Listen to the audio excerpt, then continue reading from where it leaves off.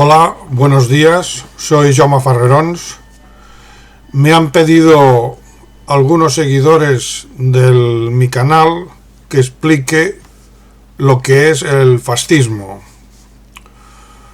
Quizá algunos ya saben que yo presenté una tesis doctoral en la de filosofía que consistía en afirmar que el filósofo más importante del siglo XX no solo había militado en el Partido Nacional Socialista, sino que su filosofía era una fundamentación del fascismo. Esta tesis doctoral fue aprobada por un tribunal académico muy hostil, y si la aprobó fue porque no tuvo más remedio, es decir, porque no habían argumentos serios para refutarme. El único argumento un poco sólido, si no fuera una falsedad, que esgrimieron contra mí es que yo me había basado en un enunciado, una frase de Heidegger que no existía, que no estaba en Heidegger. En mi contrarréplica a la exposición del tribunal tuve que señalar dónde estaba ese enunciado, que no estaba en un sitio, sino en varios lugares de la obra capital de Heidegger. Y con esto quedaba refutado, repito, el único argumento serio, entre comillas, porque, insisto, era una invención, con el que pretendían refutar mi tesis doctoral. Esta tesis está expuesta en red, online, en la página de la Universidad de Barcelona de tesis doctorales, y cualquiera la puede consultar. Tiene unas 900 páginas, casi 1000, y además está redactada en tipos bastante pequeños. Si se publicara como libro, tendríamos unas 1600 páginas. Entonces, allí hay una fundamentación del fascismo basada en la obra del filósofo más importante del siglo XX y singularmente en su obra capital, que es Sein und Zeit, Ser y Tiempo. Esta obra ha sido calificada como el acontecimiento filosófico más importante desde la fenomenología del espíritu de Hegel, y esto lo dijo alguien que no era amigo de Heidegger, sino que es más bien un adversario y un antifascista, el señor Jürgen Habermas, que es el mayor filósofo vivo de Alemania y por lo tanto también del mundo. De manera que si la ideología fascista de alguna manera se puede fundamentar por esa vía, existe un debate sobre el fascismo. Existe la posibilidad de definir lo que es el fascismo en los términos que van más allá de una simple descripción, sino que son términos vinculantes. No solo lo que pensaban los fascistas, sino explicar en qué sentido eso que defendían los fascistas realmente era válido o tenía algún tipo de validez y no eran simplemente unas ideas locas que caracterizan a este sector político. Es decir, existiría una razón fascista. O sea, los fascistas no eran simplemente unos bárbaros que aparecieron así súbitamente en el país en los países más cultos de Europa, Italia y Alemania,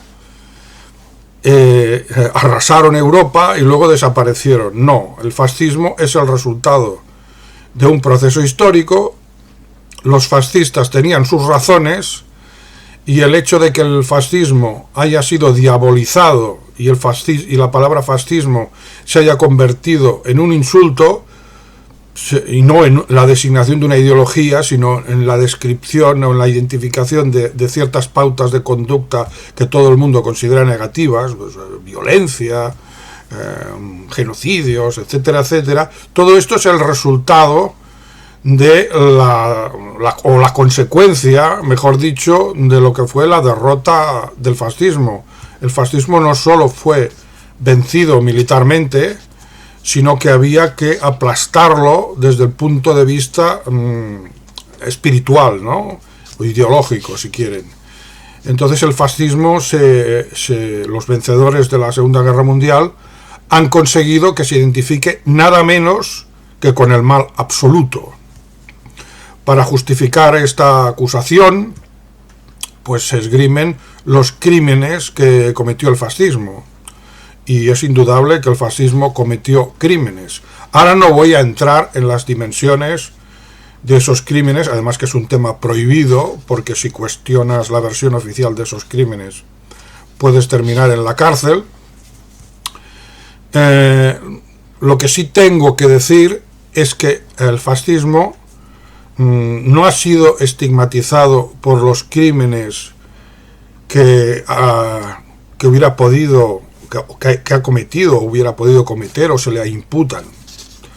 Esto es incluso en las peores versiones de lo que se considera el fascismo, en esta diabolización, una simple comparativa con otras ideologías y con los crímenes perpetrados en nombre de esas ideologías demuestra que el fascismo no era más criminal que, por ejemplo, el comunismo. Se ha intentado también explicar por qué, a pesar de estos hechos evidentes, los crímenes fascistas eran más graves y no se puede explicar, no lo explican. Los que pretenden explicarlo pues incurren en contradicciones, aparte de contradecirse entre ellos, ¿no? El principal argumento por lo que respecta a esta cualidad especial de los crímenes fascistas, que no estaría vinculado al volumen de sus víctimas, y dirán, no es por el número de gente que mataron, sino por otra cosa. Entonces todo eso va a parar a algo que se llama la singularidad de Auschwitz. Cuando se llega a este punto, pues tenemos el libro de Norman Finkelstein, La industria del holocausto, donde él mismo explica que todo intento de fundamentar o de razonar esa supuesta singularidad de Auschwitz, pues termina en la nada. O sea, no hay un argumento serio que permita afirmar que Auschwitz es peor, por ejemplo, que la bomba atómica de Hiroshima, ¿no? O que los gulags comunistas. Se podría también entrar más en este tema, pero considero que es un terreno que nos llevaría al revisionismo y no quiero entrar por ahí. Baste decir e insistir en este punto. Si el fascismo ha sido identificado con el mal absoluto, no es por sus crímenes. No entremos ahora en las dimensiones de esos crímenes. Aceptemos que ha habido crímenes fascistas, como los ha habido comunistas y como los ha habido en el bando, digamos, liberal, que siempre sale de rositas cuando se habla de crímenes, genocidios y delitos de lesa humanidad. También el liberalismo. Y yo diría que el liberalismo más que el comunismo, que ya es decir. Solo nos interesa ahora centrarnos en un punto. Los crímenes no son la causa de la diabolización del fascismo. Tampoco se explica esa diabolización por la derrota del fascismo. Evidentemente, todos los regímenes que son derrotados terminan de una u otra forma diabolizados, ¿no? Son los malos, los que pierden son siempre los malos. Pero el grado de diabolización del fascismo no tiene parangón. O sea, es difícil encontrar, por decir imposible, una ideología que haya sido tan estigmatizada hasta identificarse con el mal absoluto. Entonces, mi pregunta es, ¿por qué? ¿Por qué el fascismo, si no es por sus crímenes, si no es solo por la derrota, se ha identificado con el mal absoluto. Y cuando encontremos este quid, este porqué, entonces empezamos a entender lo que es el fascismo. Y ahora, dicho esto, para un poco encauzar lo que sería la respuesta a la pregunta por el fascismo, tomemos conciencia de lo siguiente. Los vencedores de la Segunda Guerra Mundial, que podría afirmarse que son una minoría del 1% de la población, y ya digo mucho, en realidad es el 0,1% de la población mundial, que controlan el 50% de la riqueza mundial, y no es solo una cuestión de riqueza, sino del poder que va ligado a esas posesiones, porque tú puedes poseer un coche, pero si posees un medio de comunicación, no es solo el valor económico de ese medio de comunicación, sino el poder que genera ese medio de comunicación. Lo mismo con los bancos que financian a los partidos políticos. Quien posee los bancos posee algo más que un banco. A través de esa conexión con el Estado tiene un poder. Entonces, a esa minoría, a esa hiperminoría que venció en la Segunda Guerra Mundial, yo la denomino oligarquía. Y es esta oligarquía de ideología sionista, la que ha identificado el fascismo con el mal absoluto. Hay que decir que desde el final de la Segunda Guerra Mundial, la oligarquía es, por el tipo de sistema económico que ha implantado en todo el mundo, es la responsable del mayor genocidio de la historia. Y un genocidio que no se perpetra en un contexto de guerra, sino un genocidio que se aplica de forma sistemática a lo largo de décadas y cuyas víctimas son cientos de millones de personas. Cada día perecen de hambre y miseria 19.000 niños, cada día. Cada año se puede hablar de 13 millones de víctimas. Ustedes vayan sumando, solo hablo de las víctimas de este tipo de sistema, y son víctimas por hambrunas, miseria. Pues bien, esta oligarquía criminal es la que ha identificado al fascismo con el mal absoluto. Y repito que no ha sido por los crímenes del fascismo, que los hay, sino por otro motivo. Y es ese motivo el que hemos de identificar. Y ya lo hemos un poco identificado a partir de la, a su vez, identificación del sujeto, la oligarquía, que imputa al fascismo el mal absoluto. Este es el punto de partida de un análisis fenomenológico y hermenéutico del fascismo. Esto es lo que hago yo. Yo parto de unas evidencias que son irrefutables, y a partir de ahí, aplicando el método fenomenológico hermenéutico de Heidegger, voy avanzando hacia las implicaciones de esas evidencias. Si esas evidencias se imponen por sí mismo, es obvio que lo que estoy diciendo es verdad, es obvio que al fascismo se le identifica con el mal absoluto, y se le identifica con el mal absoluto en una sociedad que ya es laica, que es relativista, que no acepta ni el bien ni el mal, todo es, como sabemos, relativo, no hay valores, se cuestiona a Dios, a la patria y a lo que haga falta.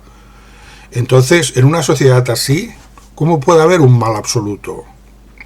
Pues bien, lo hay, y ese mal es el fascismo. Entonces, esto es una evidencia. La segunda evidencia es las víctimas de los vencedores de la Segunda Guerra Mundial, de quienes derrotaron al fascismo y han promovido la ideología del fascismo como mal absoluto. O sea, que quienes acusan al fascismo de ser el mal absoluto son unos criminales. Entonces podemos preguntarnos qué valor tiene esa acusación, para empezar. Eso es lo primero.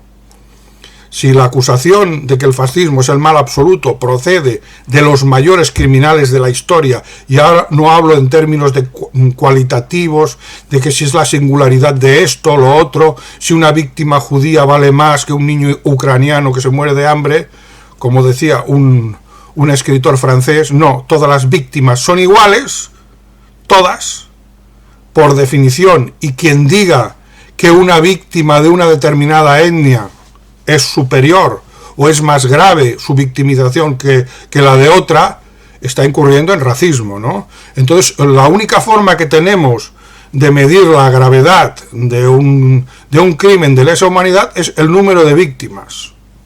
No hay otra. No hay otro criterio objetivo. Todo lo demás ya es entrar en una serie de discusiones que siempre se podrán relativizar. Dicho esto, los mayores criminales de la historia son la oligarquía. La oligarquía que se impone en el hemisferio occidental después de la Segunda Guerra Mundial. Son ellos los responsables del sistema económico que ha generado el exterminio de 13 millones de personas al año. Sumen ustedes desde 1945 hasta la actualidad esas cifras y tenemos, nos vamos a cientos de millones de víctimas.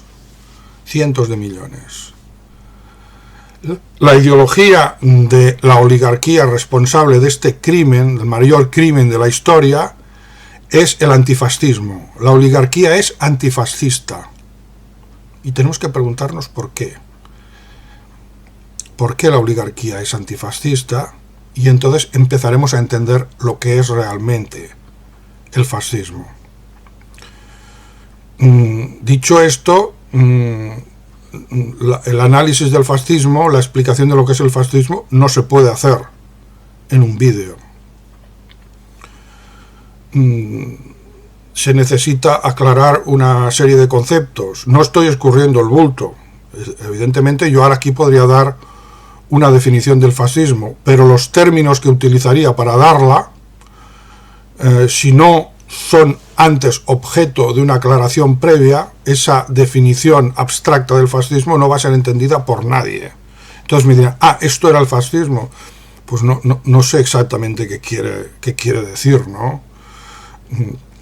Por lo tanto, antes de entrar en una definición fácil y rápida del fascismo, hay que aclarar otras cuestiones, y esto no se hace en un vídeo.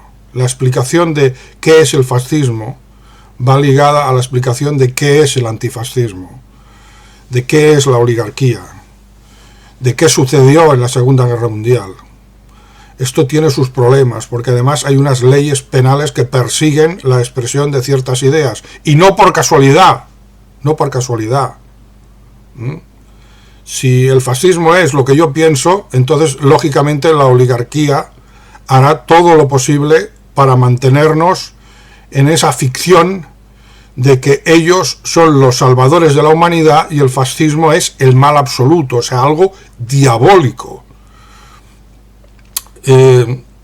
Pero claro, esta situación también implica ciertos riesgos, ciertos obstáculos a la hora de explicar qué es el fascismo y qué es el antifascismo. Así que ustedes me lo tendrán en cuenta.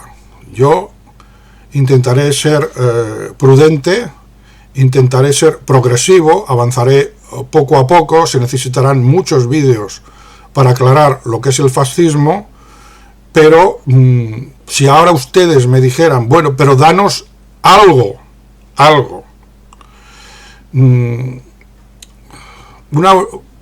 una orientación por resumida y abstracta que sea, ¿no? Bueno, pues yo en primer lugar les diría que el fascismo es una determinada relación del hombre con la verdad. Esto sería lo básico del fascismo. Claro, la cosa no se queda aquí, pero es el punto de partida para reconstruir el fascismo. El fascismo supone una ruptura con todo lo anterior en la historia de la filosofía y por tanto en la historia de la cultura occidental. Y la cosa va más allá del cristianismo, aunque el cristianismo supuso un giro importantísimo en el olvido de la fundación de Occidente, que es algo que se produce con los filósofos presocráticos, con la aparición de la filosofía, del pensamiento racional, la aparición de la ciencia, la aparición de la democracia y del libre pensamiento, y de algo que se acostumbra a olvidar, porque filosofía, ciencia y democracia van acompañados de la aparición también de lo que llamamos del arte clásico y de la tragedia. ¿Por qué hay esta correlación? Filosofía, ciencia, democracia, tragedia. Estos 4 elementos nacen juntos, son hermanos, son hijos de la misma madre. Y esa madre es las mitologías de los pueblos indogermanos, de lo que se llama, antes de la Segunda Guerra Mundial, se llamaban los pueblos arios. Todos estos pueblos comparten un sistema institucional y de valores común. En Grecia, que es donde aparecen estas instituciones, ese imaginario indogermánico o indoeuropeo, también se utiliza ahora indoeuropeo porque germánico queda mal, queda como ario también, y no se puede decir, o queda mal decirlo. En Grecia esas instituciones ya de alguna manera se vieron afectadas por el contacto con culturas que eran de otro, digamos, de otro imaginario, ¿no? Pero conservaba los elementos suficientes como para dar a luz las instituciones que acabo de enumerar. Si buscáramos ese imaginario en un estado más puro, entre comillas, que el griego, solo nos queda la mitología germánica, porque estaba más al norte. Sus contactos con los pueblos del sur pues fueron mínimos, aunque en su época tardía sí los hubo, y se conserva algo escrito de esa mitología originaria de los pueblos indogermánicos. Pues bien, es esa mitología originaria la que da lugar a unas instituciones que, excepto la tragedia, y no por casualidad, que se ha extinguido, son las que constituyen los pilares de Occidente: la ciencia, la filosofía y la democracia. Esas instituciones son irrenunciables, por decirlo así. Si desaparecen, la civilización occidental no existe. Sería otra cosa. Esas instituciones se puede rastrear su procedencia hasta la mitología que he calificado de los pueblos indoeuropeos y de la cual tenemos unos restos en la mitología germánica, que también queda afectada por la influencia del cristianismo. Pues bien, esa cultura pagana, pero pagana no en general pagana, sino pagana aria, occidental, luego hay una cultura aria oriental en la India, que es diferente, o sea, yo me referiré a la cultura pagana aria occidental. Esa mitología es la que, de alguna manera, en un proceso que tenemos que calificar de secularización, que ya en la época romana estaba muy avanzado, da lugar a esas instituciones. O sea que el paganismo no consiste en volver a adorar a Zeus ni a Thor. El paganismo conduce él por su propia lógica a una secularización, y de esa secularización surgen las instituciones que constituyen los pilares de la civilización occidental. Pues bien, con la llegada del cristianismo y la cristianización del Imperio Romano, ese proceso de secularización se interrumpe. El cristianismo persigue la cultura pagana. El cristianismo es una religión de origen oriental, y más concretamente judío. Perseguirá y aniquilará esta cultura pagana. Como resultado de esto tendremos una regresión cultural que dará lugar a lo que se llama la Edad Media. Hasta el Renacimiento no se recuperan esas instituciones paganas. El Renacimiento es un renacimiento, es un retorno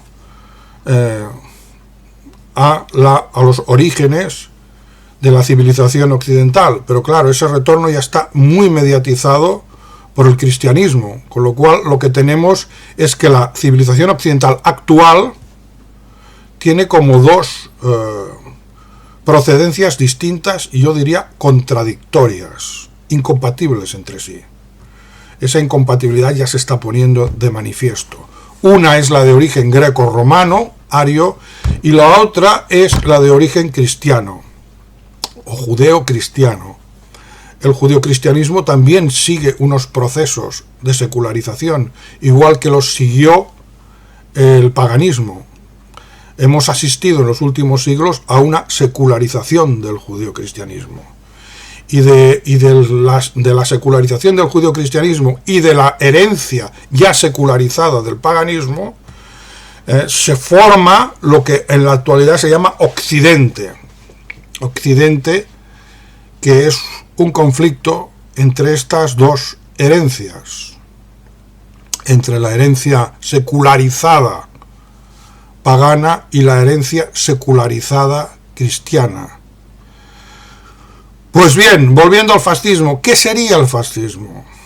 El fascismo es el intento de recuperar los fundamentos paganos de la civilización europea, ya no occidental, porque Occidente se identifica en estos momentos sobre todo con los Estados Unidos, Gran Bretaña e Israel. Estos tres países son el meollo de Occidente y el lugar de la oligarquía a la que me he referido antes.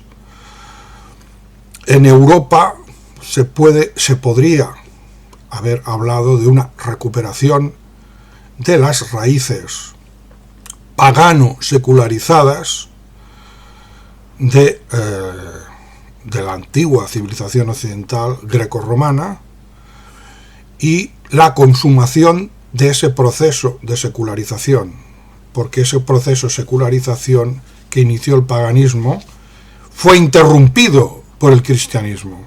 El cristianismo rompió de alguna manera ese proceso e introdujo un cuerpo extraño en la civilización occidental.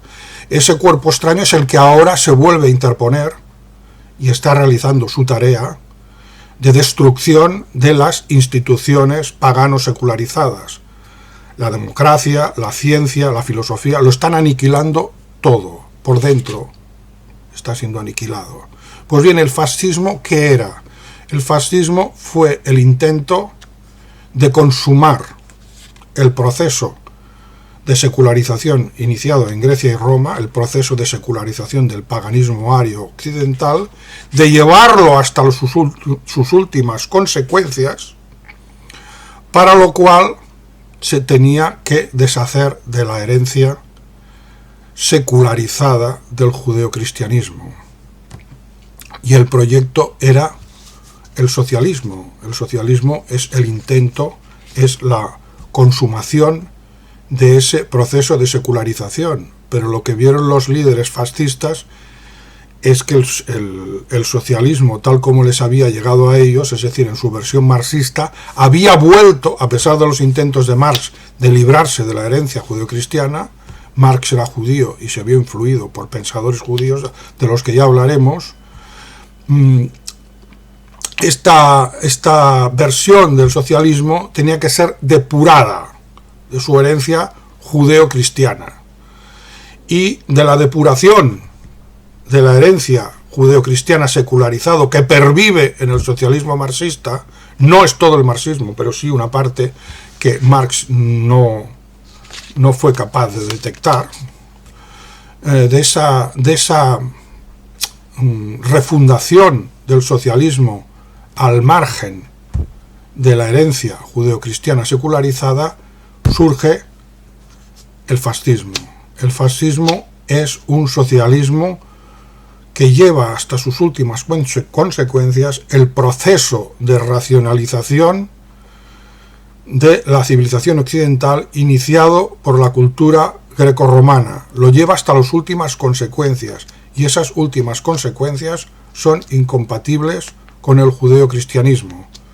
Por eso, para la oligarquía occidental, que es ante todo capitalista, y el capitalismo no es Europa, el capitalismo es la gran creación de la herencia judeocristiana, el capitalismo es la causa de todos los males que afectan a la sociedad occidental. Ese capitalismo es el objeto de la revolución socialista. La revolución socialista quiere abolir el capitalismo, en eso consiste la revolución socialista. No quiere abolir el mercado es anterior al capitalismo, no se puede decir capitalismo igual a mercado, no, el capitalismo no es eso. El capitalismo consiste en convertir toda la sociedad en un mercado. El fascismo no quiere abolir el mercado, pero tampoco quiere que toda la sociedad y todas las instituciones de la sociedad caigan dentro de lo que es la lógica mercantil. Pues bien, y ya para terminar, creo que he dado una aproximación a lo que es el fascismo. La oligarquía occidental considera que esta secularización, esta consumación del proceso de secularización de la cultura europea es el mal absoluto. Esto tiene que ver con el concepto pagano secularizado de verdad y de la relación del hombre con la verdad. Para la herencia judeocristiana esto es el mal. En el mundo de los rabinos es el helenismo, y el helenismo es satánico, en pocas palabras, es el satanismo. Y este fenómeno cultural, este conflicto cultural entre la herencia judeocristiana y la herencia pagano secularizada aria o grecorromana, es lo que explica la situación en la que estamos, y también explica que el fascismo haya sido identificado con el mal absoluto. El fascismo es la culminación, y ahora ya con esto doy una definición de esas que me pedían, y que digo que si no hay una explicación previa no se va a entender.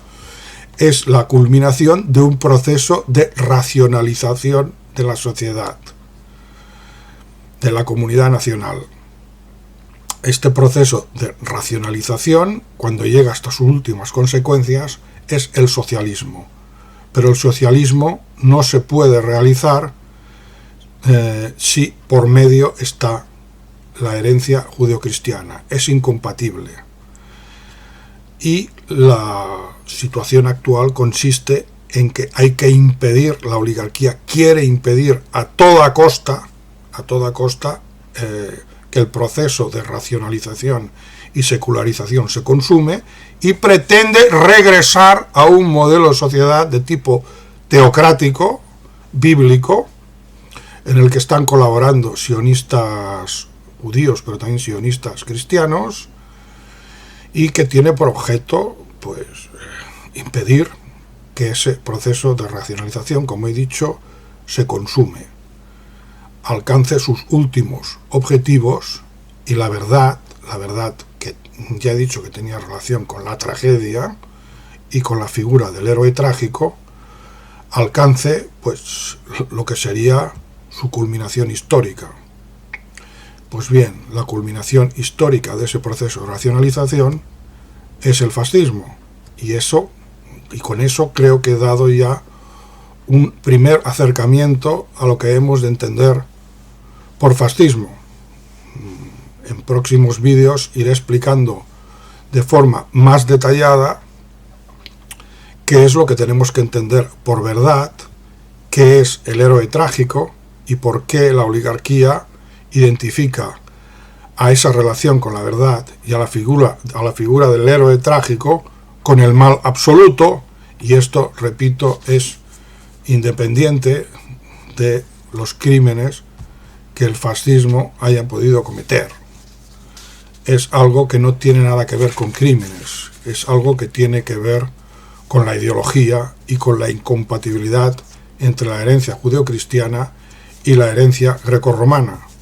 Esto es lo que se está jugando en realidad. Esta es la verdadera partida de la que no son conscientes la mayoría de los ciudadanos de Occidente. Esto es lo que está haciendo la oligarquía. Está desmontando las instituciones de origen grecorromano. Las ha prostituido ya desde dentro mediante la infiltración de los patrones básicos del sistema capitalista mercantil.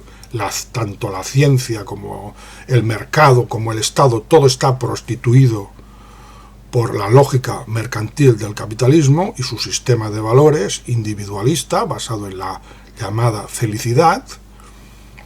Y en esta lucha, que es la auténtica lucha que se está produciendo en estos momentos, es en la que estamos nosotros y en la que los fascistas, los que nos llamaremos o nos consideramos, nos identificamos con esa herencia grecorromana y no con la judeocristiana, es en la que tenemos que luchar por defender nuestros valores. Y repito que nuestro valor supremo es la verdad. La verdad es el valor supremo. El resto de los valores quedan subordinados a este principio. La verdad racional, la verdad institucionalizada en el Estado, la verdad institucionalizada democráticamente, entendiendo por democracia lo que entendían los griegos y no el liberalismo. No tiene nada que ver una cosa con la otra. Cuidado con este punto de la democracia. La democracia significa poder del pueblo, no son elecciones, no es un sistema para garantizar, como en el sistema liberal actual, que los ricos y la oligarquía controlen las instituciones públicas, sino precisamente lo contrario, que sea el pueblo el que controle esas instituciones públicas. El liberalismo, con toda esa historia de la protección de las minorías, lo que hace es proteger a la única minoría que le importa, que es la minoría de los ricos, de la oligarquía. Eso es el liberalismo y eso no es democracia. Eso es justamente garantizar que el pueblo nunca pueda gobernar. El pueblo, la gente, los gentiles. Cuidado con este punto, porque los supuestos patriotas van contra la democracia, porque la confunden con el liberalismo. Y van contra la ciencia y defienden la religión. La religión de origen judaico. Y la ciencia la consideran como algo peligroso, algo que que resulta que nuestros enemigos son los racionalistas. No, todo esto es una inmensa intoxicación, una OPA cultural que se está realizando contra nuestras instituciones para destruirlas por dentro. Cuidado cuando utilizo las palabras, por eso he dicho que tenía que aclarar los conceptos, porque hay algo peor que no entender los conceptos que estoy utilizando, y es creerlos haberlos entendido. ¿Por qué? Porque es que han manipulado hasta el sentido de las palabras. La palabra democracia, a los oídos y a los ojos de un patriota, huele a precisamente a lo que queremos erradicar. Pero yo no propongo otra cosa que más democracia hasta sus últimas consecuencias. Esto no lo entenderán algunos, pero es así, Pero estoy hablando de la democracia griega, de una sociedad holista, no de una sociedad individualista. Holista e individualista son otros dos conceptos que tengo que explicar. Y cuando hablo de ciencia en sentido griego, que es una ciencia entroncada en la filosofía y por lo tanto vinculada a unos valores, valor de verdad. Actualmente la ciencia no es más que un instrumento, es tecnociencia de la producción y del capitalismo. La ciencia que serían las farmacéuticas. Yo no estoy defendiendo eso. Tampoco estoy defendiendo el relativismo racionalista de los intelectuales, que ha servido precisamente para tapar la verdad. O sea, se ha utilizado incluso la razón contra la verdad. Se ha desconectado el discurso, es decir, la racionalidad y la lógica, de sus fundamentos fenomenológicos, de la verdad. Todo esto no lo puedo explicar en un vídeo, es imposible. Y cuidado con lo que ustedes crean entender por las palabras que estoy utilizando, porque no habrán entendido nada. Esto está explicado de forma sistemática en mi tesis doctoral, pero incluso ahí las 900 páginas de la tesis se quedan cortas. Está la enormidad de la cuestión aquí planteada que sería imposible explicarlo en un vídeo o en dos, y ni siquiera en la tesis. Pero en la tesis evidentemente abunda más en estos temas, y yo les recomiendo que se vayan acercando un poco a la tesis.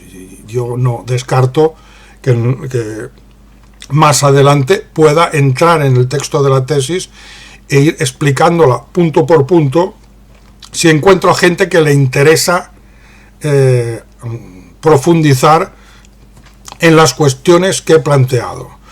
Lo único que les pido por el momento es que no malinterpreten nada de lo que he dicho. Cuando he hablado de ilustración, de ciencia, de filosofía, de democracia, no entiendan lo que ustedes entienden por eso, sino lo que entiendo yo. No entiendan lo que se entiende actualmente por esos conceptos, sino lo que significaban en sus orígenes griegos. Y pregúntense por qué esas instituciones han tenido que ser prostituidas por el capitalismo cuando constituyen el fundamento, el pilar de la civilización occidental. ¿Por qué han tenido que ser manipuladas y utilizadas contra su propio sistema de valores? Todo esto tiene una explicación histórica que nos remonta no ya al judeocristianismo, sino incluso a Platón. Esto lo explica Nietzsche. Platón ya prepara, de alguna manera, en términos puramente conceptuales, lo que ya en el judeocristianismo será un movimiento de masas. Por eso Nietzsche decía que el judeocristianismo es un platonismo para el pueblo. O sea que el error empezó antes, no lo provocaron los judíos supuestamente malvados, no. Empezó antes, es un error que se genera en el interior mismo de la propia civilización occidental y que luego se convierte en un movimiento de masas, y que el cristianismo, que es una de las sectas del judaísmo, pues lleva hasta sus últimas consecuencias, y sus últimas consecuencias son que la civilización grecorromana se derrumba, igual que se va a derrumbar la nuestra.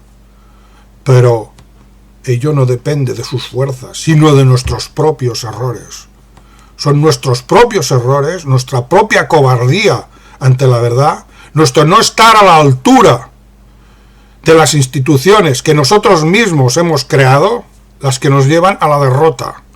No nos derrota un enemigo exterior. El enemigo exterior solo aprovecha nuestra debilidad y nuestra incapacidad para asumir la verdad.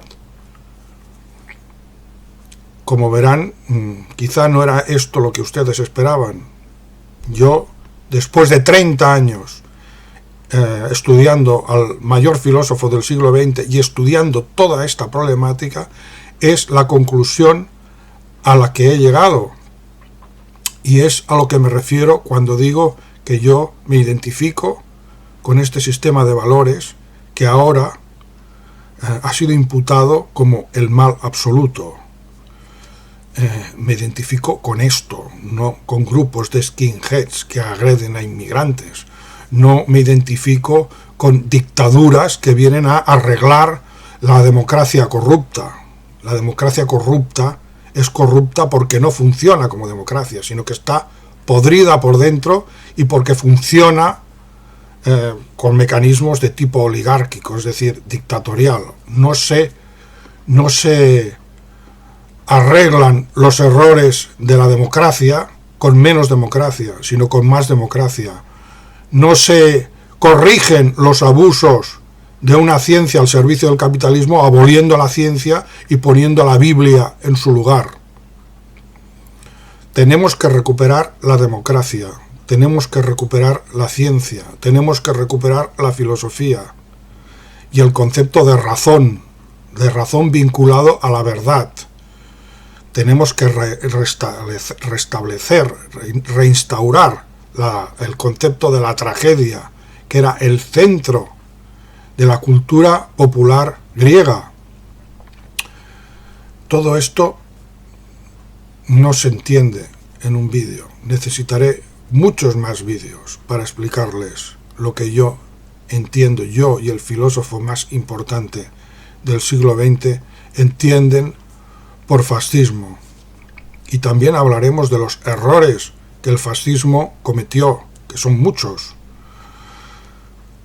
incluso crímenes, evidentemente. Todo esto requiere mucho tiempo, muchos vídeos, paciencia y sobre todo no precipitarse con el significado de las palabras. Les he dado una definición de fascismo provisional. El fascismo es aquello que la oligarquía niega cuando identifica al fascismo con el mal absoluto con la excusa de que cometió crímenes. ¿Y qué niega? Pues bien, eso que niega es la secularización, la consumación del proceso de secularización y racionalización de la civilización occidental iniciado en el mundo grecorromano, consumación que es el socialismo y la abolición del sistema capitalista, del sistema depredador y destructor del planeta y las culturas y del género humano en general, denominado capitalismo. Esa consumación no se puede realizar sin desprendernos de la herencia judeocristiana. El rechazo de esa herencia y la refundación del socialismo sobre sus bases originarias grecorromanas y pagano-secularizadas ario-occidentales, eso es el fascismo. Tomemos lo dicho como punto de partida. En los próximos vídeos iré analizando punto por punto todas estas cuestiones. Gracias.